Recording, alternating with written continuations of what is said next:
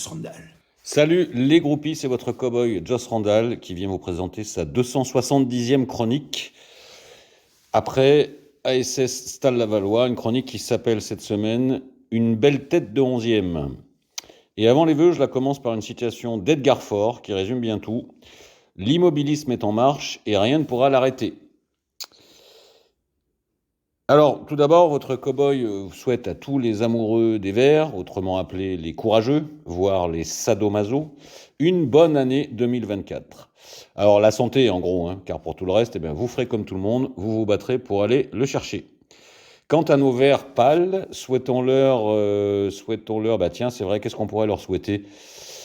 Parce qu'après cette nouvelle purge à domicile, j'espère qu'il ne viendrait pas à l'idée de certains de devenir malpolis, à continuer de parler de monter en Ligue 1, si. Alors quoi, souhaitons-nous, je sais pas, de voir un peu de foot, un peu d'intensité et quelques émotions au stade ou devant la télé. Et ça sera déjà pas si mal, croyez-moi. Car être un supporter des Verts en 2024, c'est quoi ? C'est retourner à Geoffroy Guichard dans un froid épais comme du vin espagnol, et pourtant avec le cœur plein d'espoir, comme si 15 jours de trêve avaient pu changer significativement la donne, comme si les mêmes ingrédients, à deux exceptions près, touillés ensemble, pouvaient donner un plat avec plus de saveur que la soupe fade servie en première partie. Faut vraiment être con, je pense. Car au final, après 95 minutes de purge gelée, l'enthousiasme se referme comme un parapluie qui vient de quitter l'Angleterre pour la Côte d'Azur. Et quand tu as fait le constat que tes deux meilleurs joueurs sur le match sont Gauthier l'Arsouilleur et le revenant Ivan le franc-maçon, quoique pas si franc que ça, à écouter les ultras, tu as à peu près tout dit. Ah si, tu fais aussi le constat que tu es arrivé à péniblement prendre un point de pégreleux à la piole contre l'ogre lavallois. Et si Lavallois du plus fort est toujours la meilleure, samedi, on peut dire que le point est heureux, car les plus forts n'étaient pas les Verts. Si bien sûr on se rappelle qu'avoir le ballon pendant 60% du temps n'a jamais été signe de supériorité indiscutable. Chapitre 1. Lenteur et manque de rythme. Rien de nouveau sous le soleil. Ouais, alors ce qui m'a frappé, c'est la lenteur. Ça m'en a même bouché un coin avec un G, comme disait une poirblette. Ça va à la vitesse d'un escargot catatonique. Des plombes pour ressortir les balles de derrière, malgré les cris de l'arceau pour bouger le cul des mecs. Des passes latérales à foison. Des temps de réaction et de mise en action de plusieurs secondes entre le contrôle, puis le deuxième contrôle, puis le troisième, puis enfin la passe. Alors je veux bien admettre que tout le monde se gelait les noix, mais quand même. La température d'ailleurs était la même pour l'adversaire, et pourtant ça allait beaucoup plus vite de l'autre côté. Alors ça manque de rythme, d'intensité, d'allant, et c'est aussi incroyable qu'insupportable. Alors le seul point, un rien positif, de manière très ironique, c'est que je n'ai pas vu l'habituel et spectaculaire plongeon physique, le nez dans le gazon, qu'on avait la coutume d'avoir après la 60e. Alors ça, c'est l'avantage de jouer à 2 à l'heure dès le début du match. Tu peux tenir plus longtemps. Tu m'étonnes, John. Alors on pourra s'interroger sur cette lenteur et ce manque de rythme. Et en creusant, on trouvera probablement un manque d'envie, tout simplement, de joueurs qui finalement semblent ne pas en avoir grand-chose à carrer. État d'esprit défaillant auquel, pour le moment, l'ami Joss Randall-Oglio, bien que l'ayant déjà plusieurs fois souligné en conférence de presse, n'a absolument rien changé. Alors, à voir sur la durée, même s'il est déjà bien trop tard pour tous ceux qui ont encore en tête la chimère Ligue 1. Mais assurément, et ça se voit gros comme des fautes d'orthographe dans le post Twitter d'un influenceur boutonneux, cette équipe n'a pas de coffre, n'a pas les jambes, n'a pas les poumons pour figurer dans le haut d'un championnat comme la Ligue 2. Et bien sûr, on reparlera à nouveau comme un marronnier de la préparation estivale de cette équipe. Et je crois que, comme après un plat chargé en oignons comme un mulet de contrebandier espagnol, on va la rôter jusqu'à la fin de la saison, cette préparation complètement ratée, voire inexistante. Alors, qui a parlé de trop d'amateurisme dans ce club ? Ah ben tiens, je crois que c'est moi en fait. Chapitre 2, lacune technique qui toujours pique.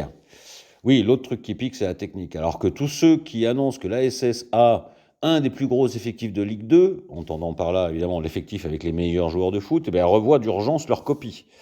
La faiblesse technique, je parle de la technique footballistique de base, contrôle plus passe, est absolument abyssale. Le nombre de ballons perdus, rendus simplement à l'adversaire sur une passe simple à 10 ou 20 mètres, c'est vertigineux à vous en donner le tournis. Alors on peut toujours jouer les gros bras avec notre budget qui, paraît-il, est le deuxième plus gros de la Ligue 2. Et bien samedi, c'est bien le Stade Lavallois qui a montré un QI foot supérieur à la Mayenne, à la nôtre en tout cas, et qui était la meilleure équipe de foot sur le terrain. Alors je sais que ça va irriter tous les Saint-Étiennois, qui nous voient toujours plus beaux que tout le monde, mais c'est la froide réalité. Réveillez-vous les gars, réveillez-vous. Alors bien sûr, on pourrait tomber à bras raccourcis dans le domaine de la technique sur le gros Nader Retro Satanas, footballistiquement aussi intelligent qu'une porte de cave, mais au final, tout le monde le sait qu'il est nul et qu'il est là pour faire le nombre. Alors c'est plutôt tous les autres sur lesquels j'ai envie de m'interroger moi. Les soi-disant très bons joueurs de foot techniquement au-dessus de la Ligue 2, ils sont où en fait? Quel apport technique à l'équipe des Gérard Depardieu et autres bouches Harry Potter? Quel apport des ailiers offensifs dans le jeu vers l'avant? Quel intérêt de recruter un neuf si c'est pour avoir un Cafaro sur le bonnet aussi peu décisif? Et enfin, quel intérêt à s'entêter à coller Mouette et Chambos sur un côté où il est à peu près aussi utile qu'un préservatif dans un couvent? Bref, que ce soit dans le rythme, l'intensité, l'envie, l'impact ou la technique, eh ben le constat, c'est qu'on est 11e de la Ligue 2 BKT et que pour le moment, ça ne vaut pas beaucoup mieux. Chapitre 3, le fol espoir de la nouveauté. Alors oui, la trêve hivernale, c'est aussi la période des rêves, de l'attente des éventuels cadeaux de Noël que la Mercato pourrait déposer sous le sapin de nos espoirs. Et donc, dans la même idée, le premier match de reprise, c'est celui où on scrute ce que donnent les nouveaux. À commencer par l'ami Cardona que l'amour à s'offrir en partage. Merci mon stage Soccer Populaire. Alors j'aimais bien ce mec-là quand il joue en Ligue 1, je suis plutôt content de sa venue. Et après un match, on voit que c'est un joueur intelligent, et qui, pendant 30 minutes, a fait au moins illusion en faisant beaucoup d'appels, plutôt dans la profondeur, un peu dans l'idée de ce que faisait le devenu fantôme Just a Gigolo.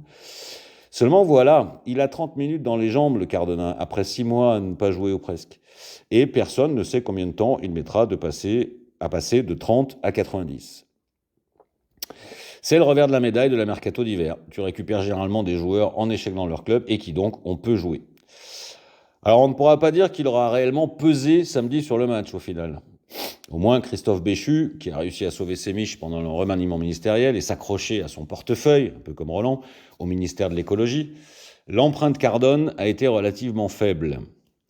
D'autre part, on en a déjà parlé, même quand Irvine Diego Carmaradona sera au top, qui va lui faire la bonne passe pour servir ses appels? Car si j'en reviens à la faiblesse technique évoquée plus haut, au fait, j'ai oublié de parler de l'entrée cauchemardesque de Mortal Kombat, mais je crois que c'est parce que ça me fait vomir. Eh bien, j'ai peur que ce soit peine perdue, comme disait ce serrurier un peu tête en l'air. Et puis, il y avait Ivan, 7 au pied du mur qu'on voit le maçon. Ah, dossier délicat s'il en est. Mon Houls, Jérémy Magique, que j'adore par ailleurs, m'a une nouvelle fois prouvé sa forte propension à ne pas en mettre une dedans, car il m'avait annoncé une bronca de la part des ultras, voire même une mougnée. Finalement, il n'en fut rien, on n'a même pas vu planer dans le regard du stade l'ombre de la réprobation. Alors, il faut croire que la communication de déminage du club a bien fonctionné, car ce fut finalement un non-événement, et ça a coulé tout seul comme une bonne vieille blénorragie d'avant Fleming. Et heureusement, j'ai envie de dire, car il ne fut pas loin d'être le meilleur vert samedi. C'est dire. Et pourtant, lui non plus n'a pas 90 minutes dans les jambes. Loin s'en faut. Il faut bien dire qu'il a pris du boule aussi, l'ami Masson. Peut-être ambitionne-t-il de s'inscrire au club des Amis de Chambaud, je ne sais pas. Cramé à la 60e minute, il a eu au moins le mérite, lui, de ne rien lâcher jusqu'à la fin. Et rien que ça a fait une différence avec l'apathie de la majorité de ses petits camarades. À revoir donc, mais comme dirait le bon Courbis, ça pourrait peut-être bien être plus un renfort que simplement une recrue. Au passage, un petit aparté, puisqu'on parle de la Mercato, j'ai une pensée émue pour mon Braise Nico, supporter du Stade Rennais, qui s'est connement fait mathématique par les fumiers. Je dis, c'est moche. En conclusion, en voyant les premières pistes de Mercato réalisées ou simplement envisagées, j'ai lu à de nombreuses reprises qu'on était sur la bonne voie. Alors après avoir vu le match de samedi, je ne sais pas si on est sur la bonne voie, mais à mon avis, on n'est pas dans le bon train. Il reste tellement de lacunes à combler dans cette équipe qu'il m'étonnerait qu'un seul Mercato y suffise. Et quand on voit en plus que cet effectif n'a pas de coffre, on l'a dit à plusieurs reprises, comment pourrait-on imaginer que des joueurs en rupture de banc dans leur club arrivent à amener la fraîcheur et l'intensité qui manquent? Bref, on peut toujours continuer à se beurrer la tartine et faire gonfler nous-mêmes les voiles de notre espoir. Je ne vois pas comment cette équipe pourrait finir à une meilleure place que l'an dernier.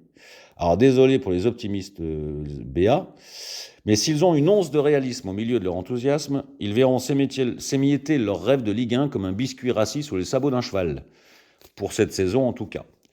Et je termine donc par une citation conclusive qui celle-ci est de Daniel Piccoli dans L'Enfant Léopard. Quand on reste immobile, la peur pousse mieux. À bientôt les groupies.